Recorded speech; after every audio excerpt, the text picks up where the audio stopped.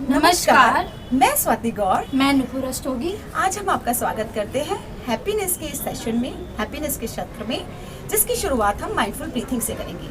So Nupur, do you know what's the mindful breathing is? Yes, I know, but I want you to explain more. Yes, I will. It is the process of inhale and exhale our breath. Okay. When we inhale our breath, our stomach get outside because it is filled with air, and when we exhale the breath, our stomach get inside because it is active with air. मैं इसको हिंदी में भी बताती हूँ कि जब हम अपनी श्वास को, एक लंबी श्वास हमें लेनी होती है, जब हम उसको लेते हैं तो क्योंकि हम एक श्वास को ग्रहण कर रहे हैं, हवा को ग्रहण करें, तो हमारा जो स्टमक है, पेट है, वो हवा से भर जाता है, तो वो ऑटोमेटिकली बाहर की ओर जाता है। और जब हम उस श्वास को छोड़ते हैं, धीरे धीरे छोड़ते हैं, इसमें हमें धीरे धीरे छोड़ना होता है, तब हमारा स्टमक ऑटोमेटिकली इनसाइड हो जाता है, क्योंकि जो हवा उसके अंदर भरी होती है वो हम उसको छोड़ देते हैं। तो should we start? We will take 3 breaths, deep inhale and exhale, और उसके बाद हम इस सेशन को कंटिन्यू करेंगे। तो let's close your eyes and straight your back, stretch your back. So take long deep 3 breath, inhale and mind it, when you inhale the breath, your stomach get outside. Exhale,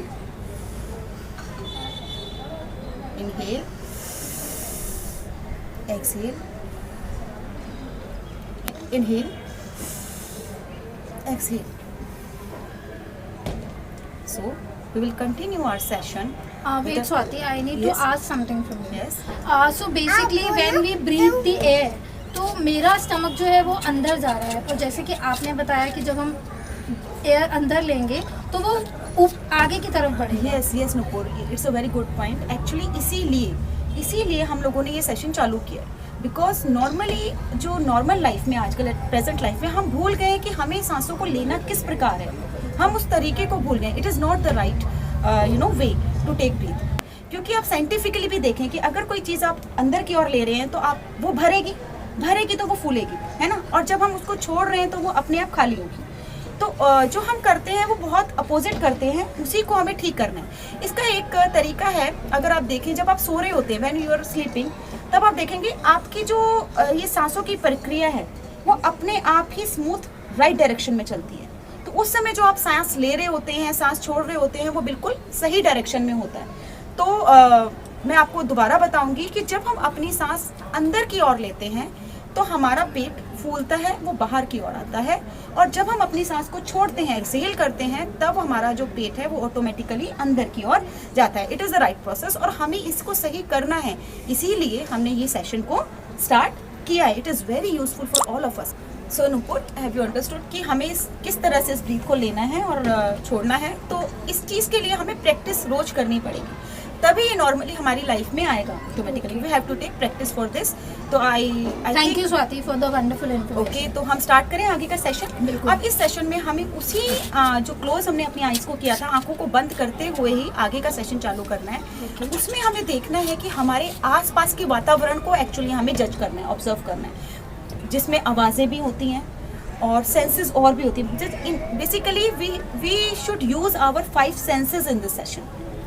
कि what we can hear from outside, what we can smell, what we can see, ये सारी चीज़ें हमें इसमें observe करनी है। तो first we close our eyes.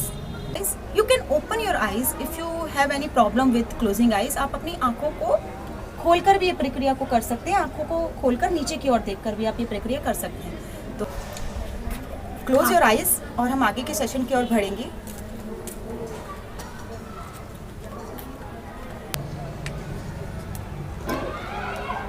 धीरे धीरे हम अपनी आंखों को बंद करते हुए ये सोचेंगे, ध्यान देंगे,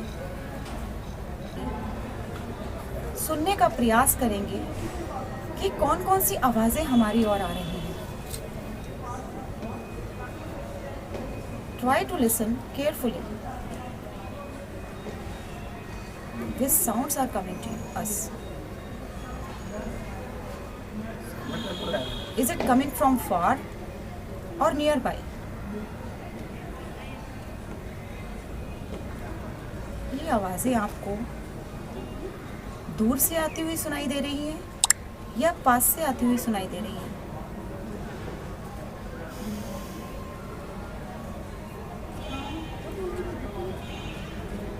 ये आवाजें बहुत तेज हैं या धीरे धीरे आ रही हैं?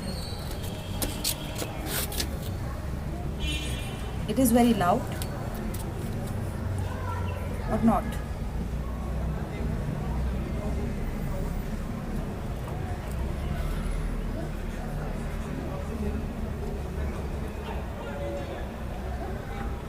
ये आवाजें वातावरण में से आ रही हैं या किसी के वार्तालाप की आवाजें हैं?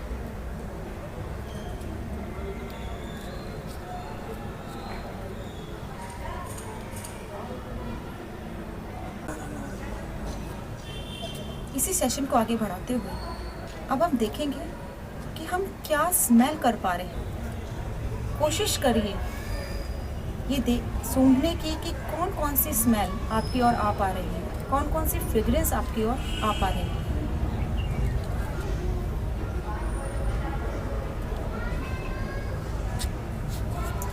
Which smells are coming to you?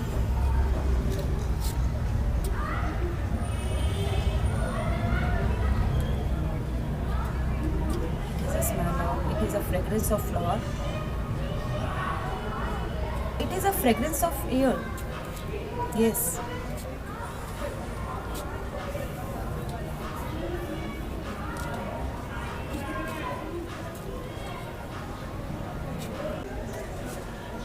धीरे धीरे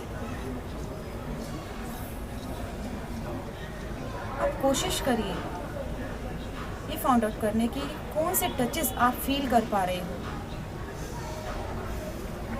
Which touches you're feeling in the atmosphere?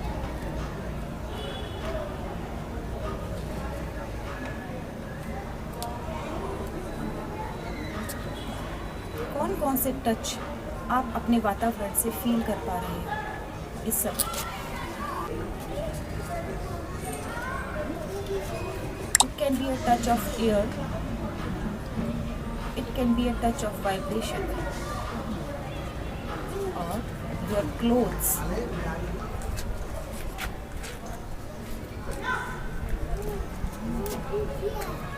धीरे धीरे जानने का प्रयास करें, अपने वातावरण को जानने का प्रयास करें।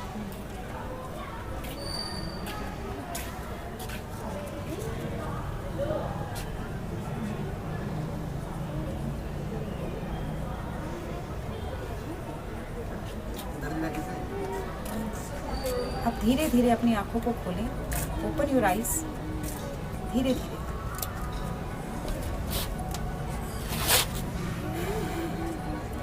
सो नुपुर, आपको कैसा लगा इस प्रक्रिया को करके? How do you feel now? मुझे काफ़ी अच्छा लगा इस प्रक्रिया को करके, और आसपास के वातावरण से मैंने काफ़ी आवाज़ें सुनी जो कि हम रेगुलर लाइफ में नहीं सुन पाते हैं, और हम उन चीज़ों को इग्नोर करते हैं, जैसे कि चिड़िया की आवाज़, हवा का मुझे फ़ील होना, कुछ अच्छी सुगंध जो कि मैंने आज सूंघी, जैसे कि फ्लावर्स की खुशबू मुझे बहुत है। यही चीज़ें नुपुर हम अगर अपने उसमें देखें, मैं ये सोचती हूँ कि ये सेशन हमारे बच्चों के लिए बहुत ही ज़्यादा इम्पोर्टेंट है। बिल्कुल, it is very important for students also, because I think हमारी कंसंट्रेशन पावर भी बढ़ती है। बिल्कुल। आजकल आजकल के बच्चे सुन नहीं पाते, जब हम उनको एक बार आवाज़ लगाते हैं या 2 बार आवाज़ लगाते हैं, तो आई थिंक जो ये वाली प्रोसेस है, इससे बच्चों की कंसंट्रेशन बढ़ेगी और वो एकदम से वो हमारी जो चीज़ें हैं उनको रिस्पॉन्स कर पाएंगे हमारे उसको। और पढ़ाई में भी ये बहुत ज़्यादा इम्पॉर्टेंट है, यूज़फुल है कि बच्चे कंसंट्रेट कर पाएँ अपनी स्टडीज़ में। तो I think it is very useful for, और इतने थोड़े से समय में ही मुझे काफ़ी अच्छा फील हो रहा है, फ्रेश लग रहा है।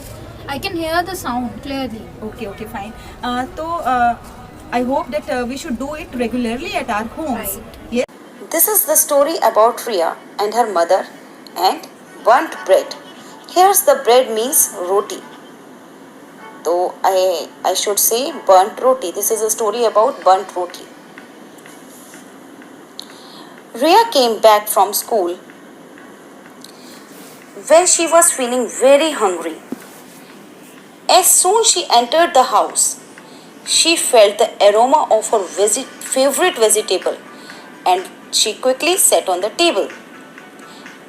At the same time, Her mother had also returned from office, and she went to the kitchen directly, wiping her sweat, and started making bread for Ria. Ria couldn't wait, and she also went to her mother in the kitchen. Mother was making bread as usual, like every day. Soon they put bread in Ria's plate. But what happened?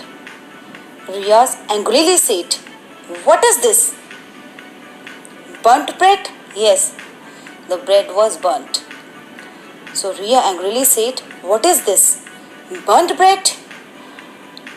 I come home exhausted after studying in school all day, and I do not get bread properly." Mother kept quiet and started making other rotis for Ria.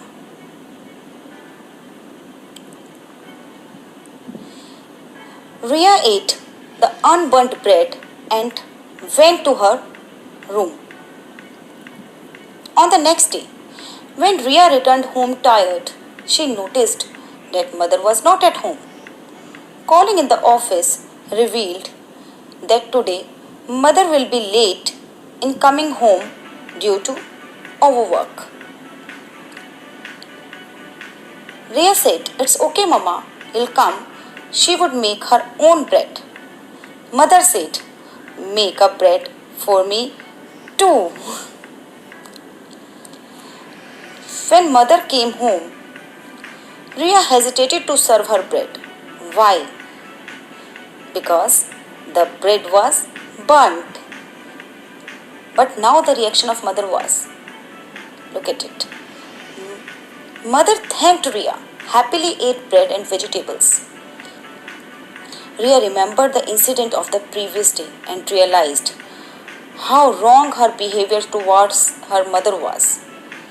While she was so angry seeing burnt bread, mother understood the feeling behind the roti. Ria apologized to her mother, knowing her mistake. Thank you.